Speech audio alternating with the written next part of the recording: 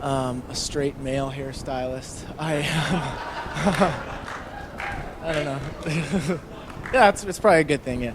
Um, yeah, I get that question a lot. Even one of my aunties asked me the other day. I haven't seen her in a long time, and she just filled it in the middle of the question. It's just like, oh yeah, so I told my friend that I was coming to get my hair cut by one of my nephews, and she asked if you were gay. You're not gay, are you? And then the day went so great. Like she just sped it up right after that, and I was like, I'm not gay. Like as I'm blow drying her hair, I'm like, okay. Um, yeah, yeah, it was funny. So, and then I have a lot of homosexual clients, and they're actually better at flirting than the women are. So, you guys could learn something to them. So, I don't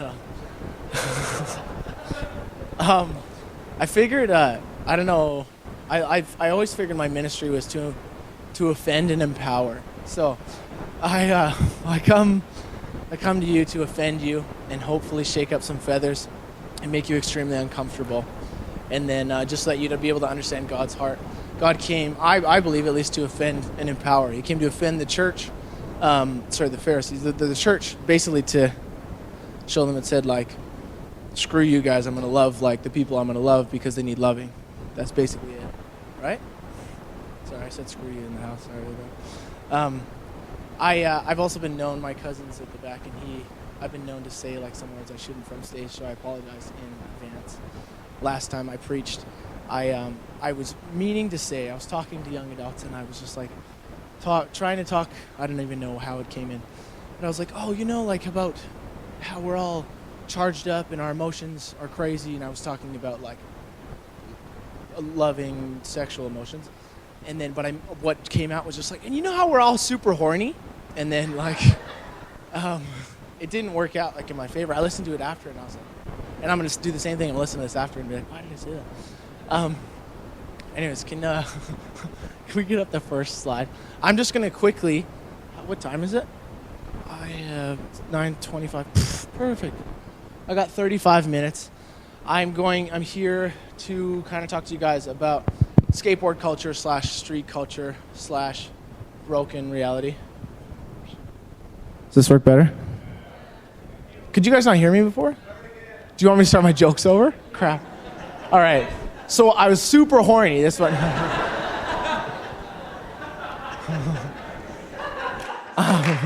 No, probably not.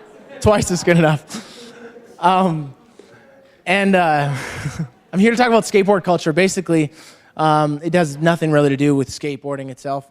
It's more so like street culture. You guys probably all see it in the little towns you're from and the big cities that you're from. Basically, just the perversion that the devils put in. Everything from like, I'm going to try not to use like slang terms in the mean of offensiveness that way, but just everything, right? Like all the things that were like, oh, like sin is bad, like why'd you swear, like, or whatever it is, like everything that your friends are dealing with, that perversion that Satan puts on us, that's the kind of culture I'm talking about. Does that kind of make sense? Even though I didn't really explain it very well at all. I'm just basically talking about the rottenness in our hearts. So I'm going to explain it a lot more in a second. So I'm going to go through the history and present of skateboarding within the next 5 minutes really quickly. And so that'll go through like biking, scootering, anything. For any of you guys that are on missions that go through skate parks, and if you live in a city that has a skate park, or you have skaters at your school, or longboarding is really popular now, or like anything that really is more just about like being a bad apple. Notice how I didn't say the other word for donkey there. I said apple. So see, I've said that from stage a lot too. But but anyways, anything that makes you like lets you be kind of like who sin wants you to be. That's the kind of culture we're talking about. Does that make more sense?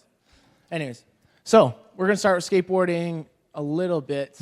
The history, I couldn't find any pictures really quickly because I didn't want to focus on that as much, and I'm really unorganized. So the history of skateboarding-ish, that culture started basically from surfing, and it was all these rejects of people. It was all these people that, for the most part, were fatherless, literally, but then like spiritually as well, like fatherless, broken, rebellious people that couldn't find really a place. They were the outcasts, the people with long hair, and then like probably an earring in their ear, might have been called gay or whatever. Like, it doesn't matter what they're called, but they were the screw-ups. And so those are the people that comprise this culture. And the scary thing is that's the foundation of this culture. And so it's a really shaky foundation. And so you'll see a lot of the same themes that come into today, which is, skateboarding is only from 1970-ish, so it's about 40 years ago. And but that foundation, you can still see those things that come through to today because the foundation is super shaky.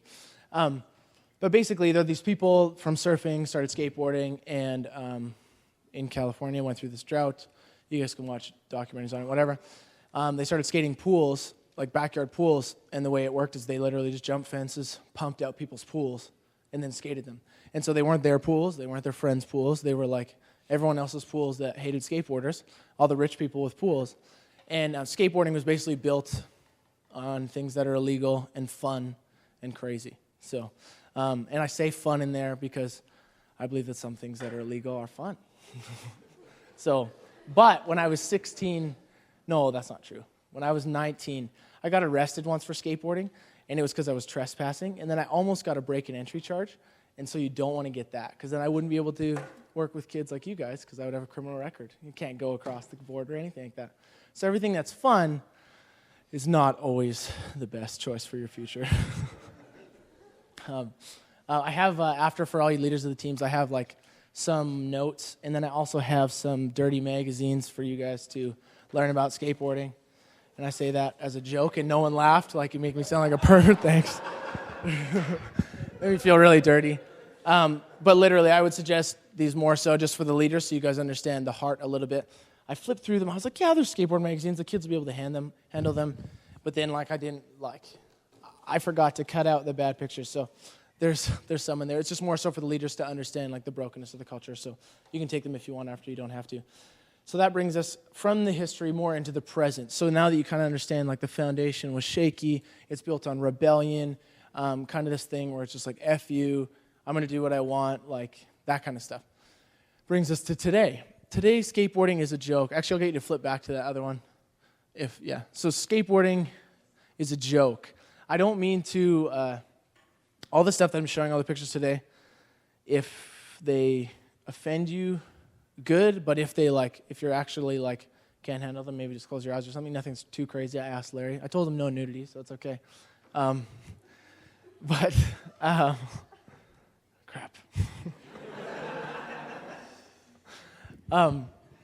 No, so the present today, all the stuff that I'm showing you is more so what the role models in skateboarding and skateboard culture is. And if you guys think that it just belongs to skateboard culture, it goes a lot further than that. There's a lot of skateboarders, like pro skaters, that date a lot of celebrities, and there's a lot of that fashion that pours into celebrity world, which means it pours into all of our world.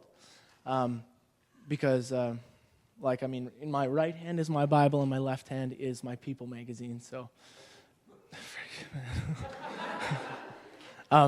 Anyways, they're just really messed up. It's a messed up culture. So, in this is Shake Junt. This is a popular company, basically... just promoting stupidity. It's really funny, a lot of the stuff they put out. But in this ad, this is like one of their logos. So they're hyped on skateboarding, money, weed, beer, and booty. That is bootylicious. I can't remember where. There he is.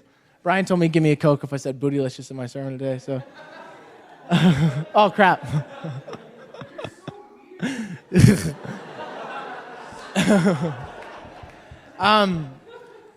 And like I said, I'm just going to be real today because, I don't want to sugarcoat it. I want you guys to realize, kind of the way it is in, the perverted side of, I say perverted, not in, a perverted sense, but in, a messed up sense of the side of skateboarding, that street culture. And it's weird. But the funny thing is, it's the same sin that all of us deal with. So if you guys are judging now on what my world's like, look within yourselves. And see the stuff you deal with too. Anyways, so we can flip to the next one. I'm just going to move quickly through these. Again, there's some more booty up in that top corner. There's a lot of weed on those socks, weed on the grip tape, bongs, weed. You can see there's a common theme. What kind of drug are we talking about? That's going to be on the recording for any other person who's learning about street meters. We can flip to the next one. This is a role model in skateboarding. He's really good at skating, actually. His name's Antoine Dixon. He has a big marijuana leaf tattooed in the middle of his face. He's